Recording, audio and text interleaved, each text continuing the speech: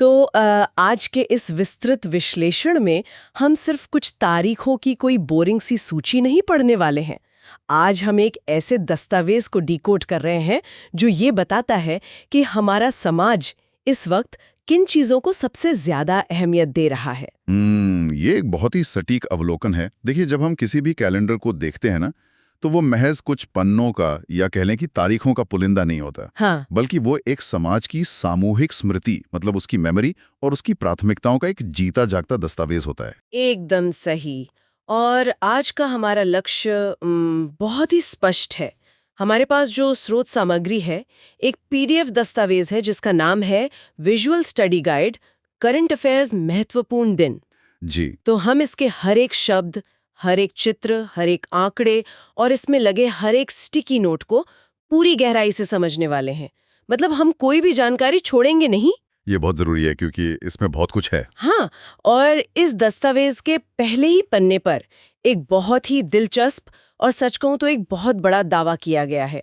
बड़े बड़े अक्षरों में लिखा है, रटने से आजादी, हर महत्वपूर्ण राष्ट्रीय और अंतर्राष्ट्रीय दिन अब एक रंगीन माइंड मैप में। रटने से आजादी। मुझे लगता है ये वाक्य उन लाखों छात्रों के लिए या किसी भी जिज्ञासु इंसान के लिए किसी वरदान से कम नहीं है। बिल्कुल। क्योंकि होता क्या ना, अक्सर लोग जानकारी के बोझ तले दब जाते हैं।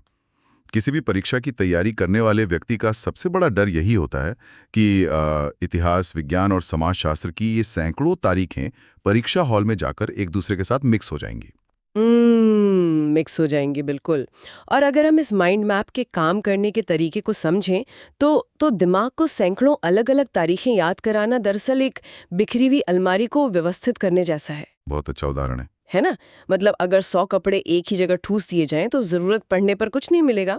लेकिन अगर सर्दियों के कपड़े और गर्मियों के कपड़े के लिए अलग अलग शेल्फ बना दिए जाएं तो दिमाग को पता होता है कि उसे जानकारी कहाँ से उठानी है। बिल्कुल सही। इस पीडीएफ में जो 2 पीले और नीले रंग के स्टिकी नोट्स बने हैं ना, वो बिल्कुल यही काम करते हैं। बिंदु 1 कहता है कि ये दस्तावेज थीम आधारित वर्गीकरण पर काम करता है। हाँ। और जो बिंदु 2 है वो राष्ट्रीय बनाम अंतर्राष्ट्रीय दिवसों की एक स्पष्ट तुलना की बात करता है। और मैं बता दूं कि ये सिर्फ एक डिजाइन का हिस्सा नहीं है, इसके पीछे गहरा विज्ञान है। अच्छा। हाँ, मतलब अगर हम न्यूरोसाइंस के नजरिए से देखें तो हमारा मस्तिष्क सूचनाओं की जो सीधी सूचियां होती हैं उन्हें बहुत जल्दी भूल जाता है। लेकिन जब वही सूचनाएं किसी दृश्य, किसी रंग या किसी पैटर्न के साथ जुड़ जाती हैं तो मस्तिष्क में एक तरह के स्थायी मेमोरी हब बन जाते हैं। अरे वाह! तो चलिए सबसे पहले उस हिस्से की परतें खोलते हैं जहां सबसे ज्यादा कंफ्यूजन होता है। हाँ, वो राष्ट्रीय और अंतर्राष्ट्रीय वाला हिस्सा। बिल्कुल, वो हिस्सा जो परीक्षा हॉल में सबसे ज्यादा गलतियों का कारण बनता है। पीडीएफ में इसके लिए एक बहुत ही शानदार चित्र दिया गया है। जी। एक विंटेज स्टाइल का तराजू बना है जिसकी ठीक बीच में एक आवर्धक लेंस यानी एक मैग्नीफाइंग ग्लास लगा हुआ है। इस तराजू के बाईं ओर नारंगी रंग के शेड में राष्ट्रीय दिन लिखे हैं और दाईं ओर नीले शेड में अंतर्राष्ट्रीय दिन है। देखिए, इस विंटेज तराजू और उस मैग्नीफाइंग ग्लास का एक बहुत गहरा अर्थ है यहाँ पर। क्या अर्थ है? जो मैग्नीफाइंग ग्लास है वो ये दर्शाता है कि हमें इन तारीखों को बहुत ही बारीकी से देखने की जरूरत है। और तराजू संतुलन का प्रतीक है। मतलब ये हमें बताता है कि एक जागरूक नागरिक के रूप में हमें अपनी स्थानीय जड़ों यानी जो हमारा राष्ट्रीय संदर्भ है और हमारी वैश्विक जिम्मेदारियां यानी जो अंतर्राष्ट्रीय मंच है, उन दोनों के बीच एक संतुलन बनाना चाहिए। तो चलिए अब इस संतुलन को जरा तारीखों के जरिए देखते हैं। बिल्कुल। ये हिस्सा बड़ा दिलचस्प है क्योंकि यहाँ विषय तो एक ही है लेकिन तारीखें बिल्कुल अलग हैं। मतलब अगर हम युवा की बात करें तो राष्ट्रीय युवा दिवस 12 जनवरी को होता है। लेकिन अंतर्राष्ट्रीय युवा दिवस ठीक 7 महीने बाद 12 अगस्त को होता है। हाँ, और ऐसा कई विषयों के साथ है। बिल्कुल। इसी तरह महिला दिवस को देखें तो राष्ट्रीय स्तर पर ये 13 फरवरी को मनाया जाता है, लेकिन अंतर्राष्ट्रीय स्तर पर बहुचर्चित 8 मार्च को। सही कहा। बालिका के लिए भी राष्ट्रीय बालिका दिवस 24 जनवरी को है और अंतर्राष्ट्रीय बालिका दिवस 11 अक्टूबर को है। और ये सूची यहीं खत्म नहीं होती है। हाँ।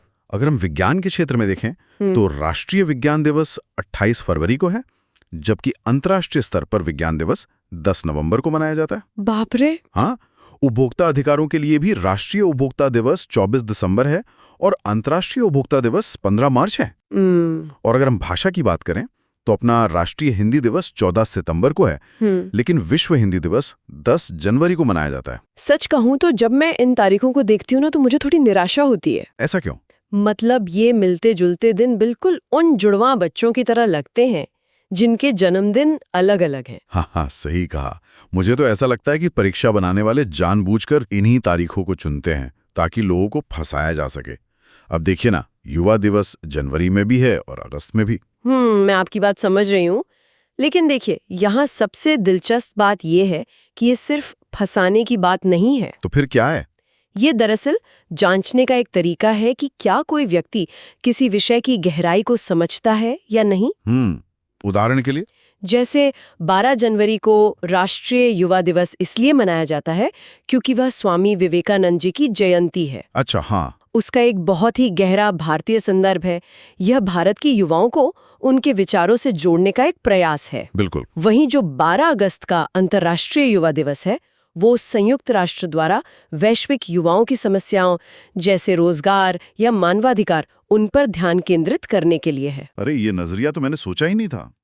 मतलब ये रटने की परीक्षा नहीं है, बल्कि ये समझने की परीक्षा है कि हम दुनिया को और अपने देश को कैसे देखते हैं। एकदम सही। तो हमने देखा कि कैसे एक देश अपनी स्थानीय जड़ों और वैश्विक जिम्मेदारियों के बीच संतुलन बनाता है, लेकिन कोई भी समाज तब तक प्रगति नहीं कर सकता जब तक उसकी जमीन सुरक्षित ना हो और उसके नागरिक स्वस्थ ना हो। सही बात है। और यही कारण है कि इस माइंड मैप का जो अगला और सबसे बड़ा हिस्सा है वो सीधे हमारे भौतिक अस्तित्व पर बात करता है। बिल्कुल। और इस दस्तावेज ने इसे बहुत ही बारीकी से 2 हिस्सों में बांटा है। एक है प्रकृति और पृथ्वी और दूसरा है वन्यजीव संरक्षण। हाँ, और यहाँ पन्ने के बीचों बीच एक बहुत ही सुंदर और प्रतीकात्मक चित्र है। जी। हमारी पृथ्वी बनी है जिसके ऊपर एक विशाल हरा भरा बरगद का पेड़ उगा हुआ है। पेड़ की जड़ें पृथ्वी को एकदम मजबूती से पकड़े हुए हैं। बहुत ही प्रभावशाली विजुअल है वो। और पृथ्वी के चारों ओर एक बाघ और एक डॉल्फिन छलांग लगा रहे हैं। अगर हम प्रकृति और पृथ्वी वाले उस हरे स्टिकी नोट को देखें तो इसमें एक बहुत ही स्पष्ट क्रोनोलॉजी दिखती है। हाँ, बिल्कुल क्रोनोलॉजी है। 22 मार्च को विश्व जल दिवस है और ठीक 1 महीने बाद 22 अप्रैल को पृथ्वी दिवस है। मतलब ये तो जैसे जल है तो कल है का साक्षात प्रमाण हो गया। सही कहा। इसके बाद 5 जून को विश्व पर्यावरण दिवस, 16 सितंबर को विश्व ओजोन दिवस और साल के अंत में 5 दिसंबर को विश्व मृदा दिवस है। अगर आप ध्यान दें तो पानी से शुरुआत होकर पृथ्वी, फिर पर्यावरण, फिर ओजोन परत और अंत में मिट्टी तक, ये पूरे इकोसिस्टम का एक चक्र है। अरे हाँ। और अगर हम वन्यजीवों की तरफ देखें तो 3 मार्च को विश्व वन्यजीव दिवस है। इसके बाद कुछ विशिष्ट और लुप्तप्राय जानवरों पर ध्यान केंद्रित किया गया है। जैसे 29 जुलाई को अंतर्राष्ट्रीय बाघ दिवस है। हाँ। 5 अक्टूबर को राष्ट्रीय डॉल्फिन दिवस है और 12 नवंबर को राष्ट्रीय पक्षी दिवस है। देखिए, ये तारीखें सिर्फ कैलेंडर के पन्ने नहीं हैं। ये एक तरह के चेतावनी के अलार्म हैं जो हमें बताते हैं कि किन प्रजातियों के बिना ये बरगद का पेड़ और हमारी ये पृथ्वी बिल्कुल अधूरी है। बहुत ही गहरी बात कही आपने। अब पर्यावरण के बाद इसी खंड का जो दूसरा हिस्सा है वो हमारे अपने शरीर और हमारे स्वास्थ्य के बारे में है। जी। दस्तावेज में एक लाल रंग के क्लिप बोर्ड का चित्र है जिस पर कुछ गंभीर बीमारियों के नाम लिखे हैं। हाँ, लाल रंग खतरे का प्रतीक है। बिल्कुल। और दूसरी तरफ एक नीले रंग का दिल बना है जिसमें देखभाल और कल्याण की बातें हैं। और बीच में मेडिकल साइंस का वो मशहूर प्रतीक है, वो 2 सांपों वाला कैडियस जो एक पंख वाले डंडे पर लिपटा है और साथ में एक स्टेथोस्कोप भी है। इस डिजाइन को देखकर एकदम स्पष्ट हो जाता है कि यहाँ समस्या और समाधान को बिल्कुल अलग-अलग रखा गया है। कैसे? बाईं ओर जो लाल क्लिपबोर्ड है उसमें प्रमुख रोग जागरूकता के तहत 4 फरवरी को विश्व कैंसर दिवस, 24 मार्च को विश्व टीबी दिवस, 25 अप्रैल को विश्व मलेरिया दिवस, 28 जुलाई को विश्व हेपेटाइटिस दिवस और 1 दिसंबर को विश्व एड्स दिवस सूचीबद्ध है। सच कहूँ तो जब मैं बीमारियों की इस लिस्ट को एक साथ देखती हूँ ना, कैंसर, टीबी, मलेरिया, एड्स, तो एक अजीब सी घबराहट होने लगती है। स्वाभाविक है। लगता है जैसे हम सिर्फ मानवीय पीड़ा को, सिर्फ बीमारियों को याद कर रहे हैं। लेकिन तभी मेरी नज़र दाईं तरफ इस नीले दिल पर पड़ती है जहाँ देखभाल और कल्याण लिखा है। हाँ, जो कि समावान है। बिल्कुल। 7 अप्रैल को विश्व स्वास्थ्य दिवस, 21 जून को अंतर्राष्ट्रीय योग दिवस, 1 जुलाई को चिकित्सक दिवस और 8 मई को विश्व रेड क्रॉस दिवस। ऐसा लगता है जैसे डिजाइनर ने जानबूझकर डर के ठीक बगल में उम्मीद को रख दिया है ताकि पढ़ते वक्त हम पैनिक ना करें। बहुत सही पकड़ा आपने। और तंत्रिका विज्ञान या न्यूरोसाइंस के नजरिए से इसे कॉग्निटिव बैलेंसिंग कहते हैं। Cognitive balancing? हाँ, देखिए, यदि आप केवल बीमारियों की सूची पढ़ते हैं तो मस्तिष्क तनाव महसूस करता है और जानकारी को ब्लॉक करने लगता है। अच्छा। लेकिन जब लाल क्लिपबोर्ड के साथ वो नीला दिल और योग दिवस जैसे सकारात्मक विजुअल्स जोड़ दिए जाते हैं तो मस्तिष्क को एक राहत मिलती है। इससे दिमाग में स्पष्ट मेमोरी हब बन जाते हैं। मतलब जब कोई मलेरिया दिवस के बारे में पूछता है तो दिमाग तुरंत उस लाल क्लिपबोर्ड वाले रोग सेक्शन में जाता है। हाँ। और जब कोई योग या स्वास्थ्य दिवस पूछता है तो दिमाग नीले दिल की तरफ चला जाता है। ये वर्गीकरण याद रखने की गति को दुगना कर देता है। अरे वाह, ये तो वाकई कमाल की रणनीति है। मतलब दिमाग से खेल गया डिजाइनर। बिल्कुल। अब पर्यावरण सुरक्षित हो गया और स्वास्थ्य की नींव भी रख दी गई, तो एक राष्ट्र अपने पैरों पर खड़ा कैसे होता है, वो भविष्य की ओर कैसे बढ़ता है? ये एक बहुत महत्वपूर्ण सवाल है। पीडीएफ का जो अगला हिस्सा है वो इसी राष्ट्र निर्माण पर केंद्रित है। विज्ञान, शिक्षा और शौर्य। यहाँ का ग्राफिक बहुत ही ऊर्जावान है। जी। बीच में एक परमाणु यानी एटम का चित्र है जिसके चारों ओर गियर, एक ग्रेजुएशन कैप और एक विजेता की ट्रॉफी बनी है। ये हिस्सा किसी भी देश की प्रगति के पहियों को दर्शाता है। अगर आप देखें तो बाईं और पीले रंग के बॉक्स में नवाचार और खेल को रखा गया है। हाँ, इसमें 28 फरवरी को राष्ट्रीय विज्ञान दिवस है, लेकिन इसके बाद 3 ऐसी तारीखें हैं जो सीधे तौर पर व्यक्तियों के जीवन और उनकी महान सफलताओं का जश्न मनाती हैं। बिल्कुल। जैसे 23 अगस्त को राष्ट्रीय अंतरिक्ष दिवस है, 7 अगस्त को भाला फेंक दिवस है और 29 अगस्त को राष्ट्रीय खेल दिवस है। और आपको बता दूं कि ये चुनाव बहुत ही सोच समझकर किए गए हैं। कैसे? 23 अगस्त वो दिन है जब भारत का चंद्रयान 3 चंद्रमा के दक्षिणी ध्रुव पर उतरा था। 7 अगस्त नीरज चोपड़ा के ऐतिहासिक ओलंपिक स्वर्ण पदक के सम्मान में है। जी। और 29 अगस्त हॉकी के जादूगर मेजर ध्यानचंद के लिए। मतलब ये तारीखें बताती हैं कि नवाचार और खेल में कोई एक व्यक्ति पूरे देश को कैसे प्रेरित कर सकता है। सही बात है। और इसी तरह दाईं ओर के नीले बॉक्स में साक्षरता और शिक्षा है। हाँ, शिक्षा का ये खंड बहुत ही विस्तृत है। 5 सितंबर को राष्ट्रीय शिक्षक दिवस है। 8 सितंबर को अंतर्राष्ट्रीय साक्षरता दिवस है। 15 अक्टूबर को विश्व छात्र दिवस है, जो पूर्व राष्ट्रपति एपीजे अब्दुल कलाम जी के जन्मदिन पर मनाया जाता है, जो कि बहुत प्रेरणादायक है। बिल्कुल। ये दर्शाता है कि एक वैज्ञानिक और राष्ट्रपति जीवन भर खुद को एक शिक्षक ही मानते रहे। इसके अलावा 11 नवंबर को राष्ट्रीय शिक्षा दिवस है और 2 दिसंबर को विश्व कंप्यूटर साक्षरता दिवस है।